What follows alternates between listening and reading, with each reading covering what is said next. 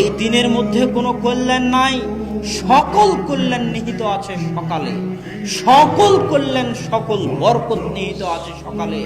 আল্লাহ রাসূল বলতেছেন, ইন্নাল্লাহা জাআলা লিহাদিহিল উম্মাতাল বারাকাতা ফি বুকুরিহা, আল্লাহ আমার উম্মতের জন্য বরকত রেখেছেন সকালে, আল্লাহ আমার উম্মতের জন্য বরকত রেখেছেন সকালে।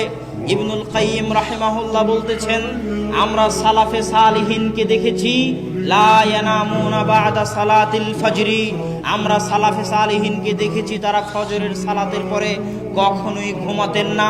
হাত্তা ফিশ শিদ্দাহ ওয়া ফিস সাফার, যদিও তারা কঠিন অবস্থার মধ্যে থাকেন না কেন, কঠিন সফরে থাকেন না কেন, সফরে থাকলেও রাত জেগে কাজ করলেও তাদেরকে আমি ফজরের পরে ঘুমাতে দেখিনি।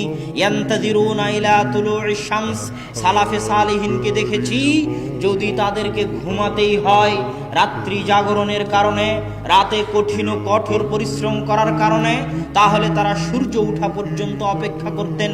সূর্য উঠে যাওয়ার পর ঘুমাতে যেতেন, সূর্য উঠে যাওয়ার পর ঘুমাতে যেতেন। ফজরের পর থেকে নিয়ে সূর্য ওঠা পর্যন্ত এই সময়ে যতই কষ্ট হোক না কেন, ইবনুল কাইয়িম বলতেছেন আমি সালাফে সালিহিনকে ঘুমাতে দেখিনি। কেন? ইন্নাল আরযাক ওয়াল বারাকাহ তানজিলু মিনাস সামা, মানুষের রুজি রুটি বরকত আল্লাহর পক্ষ থেকে সকালবেলা অবতীর্ণ হয়, আল্লাহর পক্ষ থেকে সকালবেলা অবতীর্ণ হয়।